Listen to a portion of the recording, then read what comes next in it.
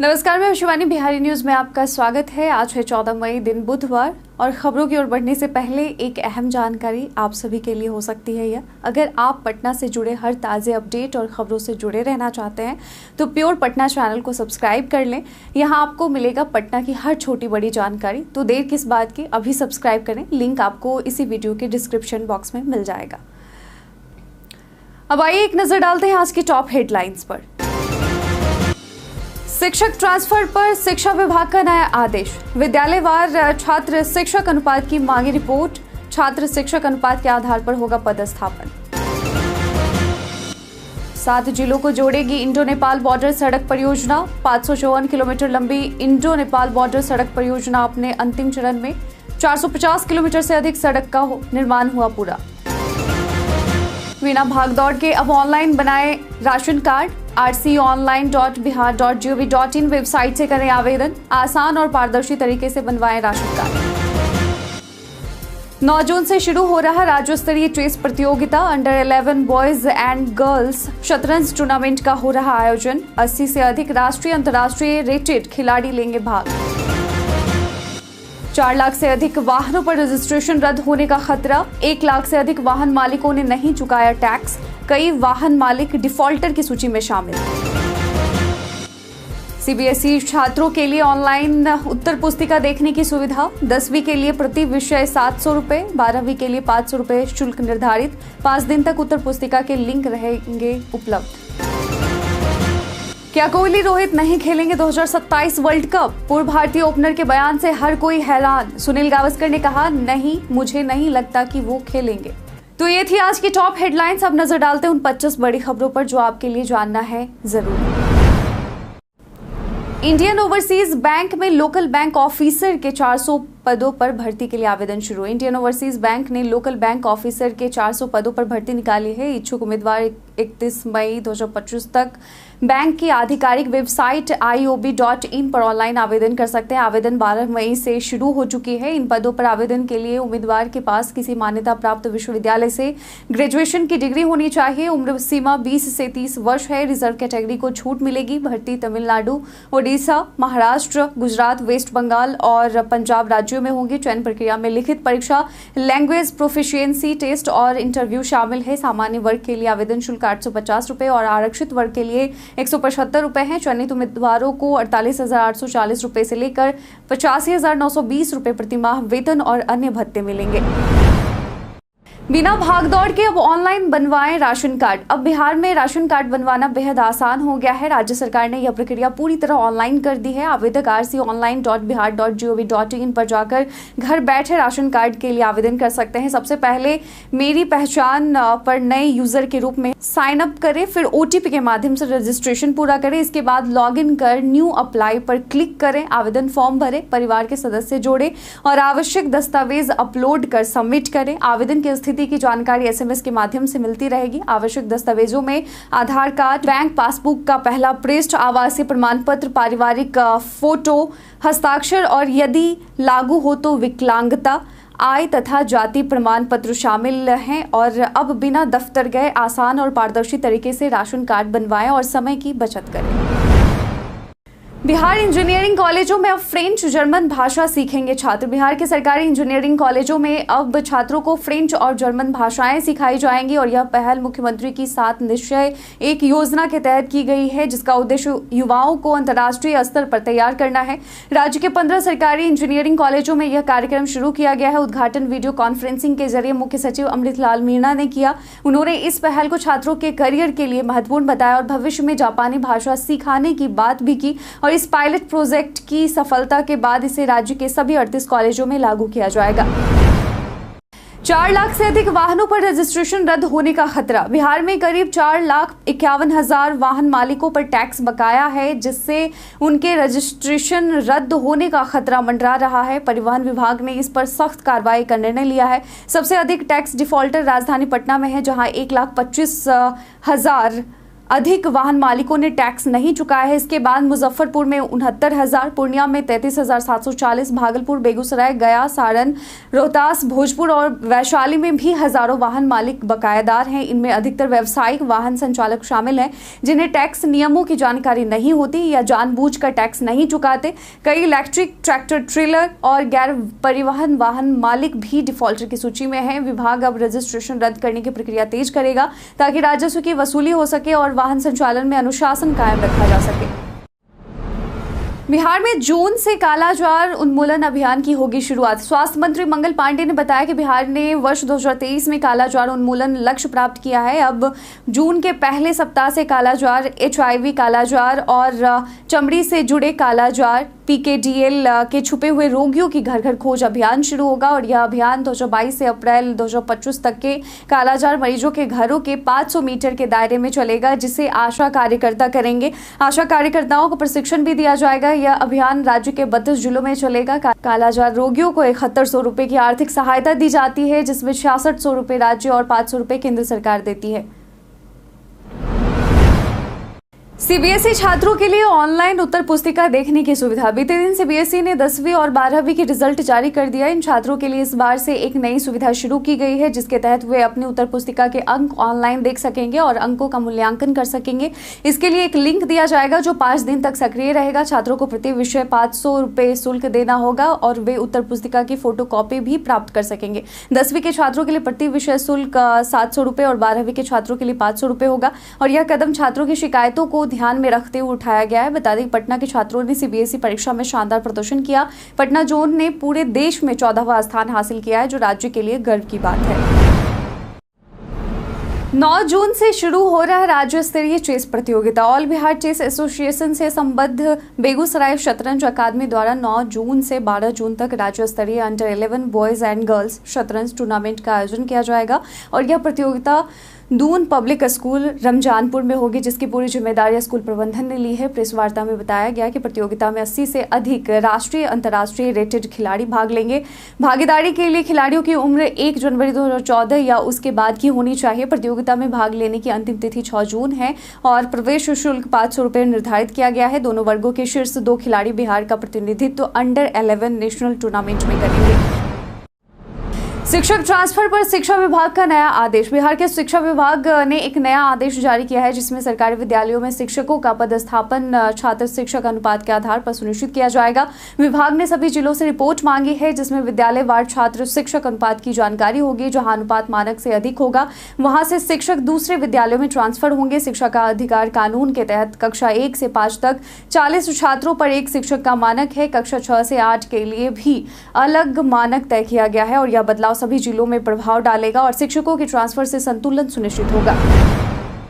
इन 7 जिलों को जोड़ेगी इंडो नेपाल बॉर्डर सड़क परियोजना। बिहार में भारत नेपाल सीमा से सटे 7 जिलों पश्चिम चंपारण, पूर्वी चंपारण, सीतामढ़ी, मधुबनी, सुपौल, अररिया और किशनगंज को जोड़ने वाली 554 किलोमीटर लंबी इंडो नेपाल बॉर्डर सड़क परियोजना अपने अंतिम चरण में है।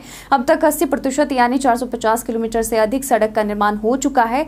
यह सड़क 2486.22 करोड़ की लागत से बन रही है, जबकि भूमि अधिग्रहण और पुलों के लिए 3300 करोड़ खर्च किए जा रहे हैं। दिसंबर 2025 तक परियोजना पूर्ण होने की उम्मीद है। इससे सीमावर्ती क्षेत्रों के लाखों लोगों को व्यापार, शिक्षा, स्वास्थ्य और कृषि से जुड़े कार्यों के लिए बेहतर, सुरक्षित और सुगम परिवहन सुविधा मिलेगी। योजना 2010 में शुरू हुई थी। शहीद मोहम्मद इम्तियाज और रामबाबू सिंह के लिए सीएम नीतीश की महत्वपूर्ण घोषणा। मुख्यमंत्री नीतीश कुमार 13 मई को शहीद मोहम्मद इम्तियाज को श्रद्धांजलि देने उनके पैतृक गांव नारायणपुर पहुंचे। उन्होंने शहीद के परिवार से मुलाकात कर संवेदना व्यक्त की और 6 बड़ी घोषणाएं की, जिनमें शहीद के पुत्र को सरकारी नौकरी, आश्रितों को 50 लाख रुपए की सम्मान राशि, गांव में सड़क का नामकरण, शहीद द्वार, स्वास्थ्य उपकेंद्र और स्मारक निर्माण शामिल है। वहीं सिवान जिले के शहीद रामबाबू सिंह, जो जम्मू कश्मीर बॉर्डर पर पाकिस्तानी गोलीबारी में घायल हुए थे, जिसके बाद बीते दिन उनका निधन हो गया और उनको लेकर मुख्यमंत्री ने दुख व्यक्त किया। उन्होंने शहीद परिजनों को 50 लाख रुपए की सम्मान राशि और पुलिस सम्मान के साथ अंतिम संस्कार की घोषणा की। पहाड़ों पर गाड़ी चलाते समय जरूर ध्यान रखें ये बातें। पहाड़ों में गाड़ी चलाना रोमांचक तो होता है लेकिन खतरनाक भी हो सकता है अगर जरूरी सावधानियां न बरती जाए। यहाँ की सड़कों पर ओवरटेक करने से बचें क्योंकि सामने से आने वाला वाहन दिख नहीं पाता जिससे दुर्घटना का खतरा रहता है। गति नियंत्रण में रखें, खासकर घुमावदार रास्तों पर 30 से 35 किलोमीटर प्रति घंटा की स्पीड की ठीक होती है। तीखे मोड़ों पर हॉर्न बजाना ना भूलें ताकि सामने से आ रही गाड़ी सतर्क हो सके। खराब मौसम जैसे तेज बारिश या बर्फबारी में यात्रा से बचें क्योंकि फिसलन और भूस्खलन का खतरा रहता है। इन सावधानियों को अपनाकर ही पहाड़ों की यात्रा को सुरक्षित और सुखद बनाया जा सकता है। जल्द की जाएगी 22,000 से अधिक नर्सों की बहाली। स्वास्थ्य मंत्री मंगल पांडे ने घोषणा की राज्य में 22,000 निवासी नर्सों की नियुक्ति जल्द की जाएगी। इसमें 11,300 निवासी रिक्त पदों पर ग्रेड ए नर्स यानी जीएनएम की बहाली के लिए बिहार तकनीकी सेवा आयोग ने विज्ञापन प्रकाशित कर दिया है। साथ ही 10,700 नई नर्सों की नियुक्ति प्रक्रिया पूरी हो चुकी है जो तकनीकी कारणों से अभी लंबित है, लेकिन इनकी बहाली भी की जाएगी। अंतर्राष्ट्रीय नर्स दिवस के मौके पर बीते दिन आयोजित समारोह में मंत्री ने बताया कि मुख्यमंत्री नीतीश कुमार के मार्गदर्शन में स्वास्थ्य विभाग में बहालियों की प्रक्रिया लगातार जारी है। 114 नर्सों को Bihar state Florence Nightingale nurse award से सम्मानित भी किया गया। राजगीर में बन रहे क्रिकेट पिच के लिए महाराष्ट्र से मंगाई गई लाल मिट्टी। राजगीर में निर्माणाधीन अंतर्राष्ट्रीय क्रिकेट स्टेडियम का कार्य तेजी से जारी है और यह स्टेडियम अंतर्राष्ट्रीय मानकों के अनुरूप तैयार किया जा रहा है जिसमें पिच और आउटफील्ड का कार्य हो रहा है। पिच निर्माण के लिए महाराष्ट्र से लाल मिट्टी मंगवाई गई है और घास लगाने का काम लगभग पूरा हो चुका है। स्टेडियम में 40,000 दर्शकों के बैठने की व्यवस्था होगी और इसमें अत्याधुनिक सुविधाएं जैसे खिलाड़ियों के पवेलियन, विशेष स्टैंड्स और वीवीआईपी क्षेत्र होंगे। बिहार में क्रिकेट के विकास के लिए यह स्टेडियम एक महत्वपूर्ण कदम साबित होगा जो राष्ट्रीय और अंतर्राष्ट्रीय मैचों का आयोजन करेगा। कमजोर नजर वालों के लिए व्हाट्सएप का नया फीचर। व्हाट्सएप ने कमजोर नजर वालों के लिए एक नया और उपयोगी फीचर इंक्रीज्ड कॉन्ट्रास्ट पेश किया है जो फिलहाल एंड्रॉयड बीटा वर्जन में टेस्टिंग फेज में है। यह फीचर खास तौर पर उन यूजर्स के लिए डिजाइन किया गया है जिन्हें देखने में दिक्कत होती है या जो कुछ खास रंगों को पहचान नहीं पाते। जब यह ऑन किया जाता है तो ऐप का इंटरफेस ज्यादा स्पष्ट और पढ़ने में आसान हो जाता है। टेक्स्ट डार्क हो जाते हैं जबकि बैकग्राउंड हल्के हो जाते हैं जिससे मैसेज और बटन आसानी से नजर आते हैं। राजस्व विभाग ने 8 जिलों के अधिकारियों का किया तबादला। राजस्व एवं भूमि सुधार विभाग ने बिहार के 8 जिलों में नए राजस्व अधिकारी सह कानूनगों की पदस्थापना की है। ये अधिकारी संबंधित जिलों के बंदोबस्त कार्यालयों में तैनात होंगे। अधिसूचना के अनुसार पंकज कुमार शिवहर, श्याम सुंदर राय अररिया, रविंद्र राम कटिहार, अविनाश कुमार कैमूर, सुमित कुमार सहरसा, सीमा रंजन औरंगाबाद, शुभांगी कुमारी बक्सर और श्रेया मिश्रा जमुई को नई जिम्मेदारी दी गई है। ये सभी अधिकारी पहले से पदस्थापन की प्रतीक्षा में थे। इसके अतिरिक्त अंचल कार्यालयों में जमीन से जुड़ी सेवाओं को आसान बनाने के लिए हर अंचल में कॉमन सर्विस सेंटर खोलने का निर्देश दिया गया है जहां रैयत रजिस्टर, भू लगान भुगतान व अन्य सेवाएं उपलब्ध होंगी। जानिए कैसे बनवाया स्मार्ट और सुरक्षित ई पासपोर्ट। भारत सरकार ने ई पासपोर्ट सेवा की शुरुआत पिछले साल ही की है जो पारंपरिक पासपोर्ट से अलग होता है क्योंकि इसमें एक इलेक्ट्रॉनिक चिप लगी होती है। इस चिप में पासपोर्ट धारक की फोटो, फिंगरप्रिंट, सिग्नेचर और अन्य बायोमेट्रिक जानकारी सुरक्षित रहती है जिससे पहचान की चोरी और धोखाधड़ी को रोका जा सकता है। ई पासपोर्ट से यात्रियों की इमिग्रेशन प्रक्रिया में तेजी और सुरक्षा मिलेगी। आवेदन प्रक्रिया सामान्य पासपोर्ट जैसी ही है। पासपोर्ट इंडिया वेबसाइट passportindia.gov.in पर जाकर रजिस्ट्रेशन के बाद फॉर्म भरें, दस्तावेज अपलोड करें और शुल्क जमा करें। इसके बाद पासपोर्ट सेवा केंद्र पर वेरिफिकेशन के बाद ई पासपोर्ट आपके घर पर डिलीवर हो जाएगा। बिहार में आज से आंधी पानी का दौर शुरू। बिहार में आज यानी 14 मई से आंधी पानी का दौर शुरू होने वाला है जो 17 मई तक जारी रह सकता है। उत्तर बिहार में आर्द्रता से लदी पुरवैया और दक्षिण में गर्म पछुआ हवा के मिलने से मौसम में बदलाव आया है। इससे राज्य के तापमान में 2 से 5 डिग्री सेल्सियस तक गिरावट दर्ज की गई है जिससे लू का प्रभाव कम हो गया है। भारतीय मौसम विभाग ने किशनगंज, अररिया, सुपौल समेत कई जिलों के लिए येलो अलर्ट जारी किया है और वज्रपात तथा तेज हवा को लेकर सतर्क रहने की सलाह दी है। 13 मई को भी कई जिलों में तेज हवा और बारिश देखी गई जिससे स्थिति और गंभीर हो सकती है। पालीगंज में शराब तस्कर गिरफ्तार, लाखों की बरामदगी। पालीगंज के जलपुरा गांव में पुलिस ने शराब तस्करी के खिलाफ बड़ी कार्रवाई करते हुए नीतीश कुमार उर्फ छोटू को गिरफ्तार किया है। आरोपी के घर छापेमारी के दौरान 1187 लीटर अंग्रेजी शराब और 7,41,000 रुपए नकद बरामद किए गए हैं। डीएसपी प्रीतम कुमार के अनुसार आगामी चुनाव को देखते हुए अवैध शराब और हथियारों पर पुलिस की सख्त नजर है। बरामद शराब उत्तर प्रदेश और हरियाणा में बनी है। पूछताछ में सामने आया कि नीतीश पहले बालू का कारोबार करता था और उस पर पहले कोई आपराधिक मामला दर्ज नहीं था। कुछ सप्ताह पहले गांव से एक अन्य तस्कर की गिरफ्तारी के बाद नीतीश ने शराब तस्करी शुरू की थी। इनकम टैक्स फाइल करते समय न करें ये 5 गलतियां। जी हां, आयकर रिटर्न यानी आईटीआर फाइल करते समय कुछ सामान्य गलतियां आपको भारी पड़ सकती है। पहली, गलत आईटीआर फॉर्म चुनना, इससे रिटर्न अमान्य हो सकता है। दूसरी, सभी आय स्रोत न दर्शाना, जैसे एफडी, ब्याज या किराए की आमदनी, जिसे विभाग 26 AS या AIS से पकड़ सकता है। तीसरी, अंतिम तारीख के बाद रिटर्न भरना, जिससे 10,000 तक का जुर्माना लग सकता है। चौथी, फॉर्म भरने के बाद उसका वेरिफिकेशन न करना, बिना वेरिफिकेशन रिटर्न वैध नहीं माना जाएगा। पांचवी, 26 AS व AIS की जानकारी से मेल न खाना, जिससे विभाग जांच कर सकता है। और इन गलतियों से बचकर समय पर और सही ITR फाइल करें ताकि जुर्माना और नोटिस से बचा जा सके। पटना में लगेगी दिवंगत सुशील मोदी की आदमकद प्रतिमा। पटना के राजेंद्र नगर रोड नंबर 8 स्थित एक पार्क का नाम अब सुशील कुमार मोदी स्मृति पार्क रखा गया है। बिहार के पूर्व उप मुख्यमंत्री सुशील कुमार मोदी की पहली पुण्यतिथि पर मुख्यमंत्री नीतीश कुमार ने इस पार्क का उद्घाटन किया और उनकी तस्वीर पर माल्यार्पण कर श्रद्धांजलि अर्पित की। इस मौके पर सुशील मोदी की पत्नी जेसी मोदी, डिप्टी CM सम्राट चौधरी, विजय सिन्हा तथा कई मंत्री उपस्थित रहे। सीएम नीतीश ने पार्क में सुशील मोदी की आदमकद प्रतिमा लगाने की घोषणा भी की है और अधिकारियों को इसे शीघ्र पूरा करने का निर्देश दिया है। यह स्मृति पार्क अब सुशील मोदी की राजनीतिक और सामाजिक विरासत का प्रतीक बनेगा। राज्य भर के 60 छात्रावासों में जाकर छात्रों की समस्या सुनेगी कांग्रेस। कांग्रेस पार्टी बिहार में छात्रों के मुद्दों को लेकर 15 मई से शिक्षा न्याय यात्रा की शुरुआत कर रही है। इस अभियान की शुरुआत दरभंगा से राहुल गांधी छात्रों के साथ संवाद करके करेंगे। कांग्रेस नेता कन्हैया कुमार ने बताया कि इस दिन पार्टी के नेता राज्य भर के 60 छात्रावासों में जाकर छात्रों की समस्याएं सुनेंगे। यात्रा का उद्देश्य है कि छात्रों को समय पर डिग्री मिले, मुफ्त शिक्षा की योजनाएं प्रभावी ढंग से लागू हो और छात्रों को कर्ज के बोझ से मुक्त किया जाए। साथ ही कांग्रेस ने जातीय जनगणना को वैज्ञानिक तरीके से कराने और आरक्षण सीमा बढ़ाने की मांग भी दोहराई है और यह यात्रा पलायन रोको नौकरी दो आंदोलन का अगला चरण है। बीजेपी सुनाएगी सेना की शौर्य गाथा, आज से निकलेगी तिरंगा यात्रा। जी हां, बिहार में 14 मई यानी आज से बीजेपी तिरंगा यात्रा की शुरुआत कर रही है, जिसका उद्देश्य 22 मार्च को पहलगाम में हुए आतंकी हमले के बाद चलाए गए ऑपरेशन सिंदूर की सैन्य उपलब्धियों को जनता के सामने लाना है। यह यात्रा 23 मई तक चलेगी और इसके जरिए सेना के शौर्य, पराक्रम और बलिदान की गाथा जन जन तक पहुंचाई जाएगी। 15 मई की कमिश्नरी मुख्यालयों और 16 मई को सभी जिला मुख्यालयों में तिरंगा यात्रा निकाली जाएगी। बीजेपी नेताओं और कार्यकर्ताओं की सक्रिय भागीदारी के साथ यह कार्यक्रम सेना के अद्वितीय योगदान को सम्मान देने और जनता को जागरूक करने के लिए आयोजित किया जा रहा है, खासकर बिहार जैसे चुनावी राज्य में। राजद कार्यालय में हरी टोपी हुई अनिवार्य। राजद प्रदेश अध्यक्ष जगदानंद सिंह ने एक बार फिर वर्क फ्रॉम होम शुरू कर दिया है। वे पार्टी कार्यालय में लगे CCTV कैमरों के जरिए गतिविधियों पर नजर रख रहे हैं और निर्देश दे रहे हैं। तेजस्वी यादव और लालू प्रसाद यादव के आग्रह पर उन्होंने दोबारा काम संभाला है।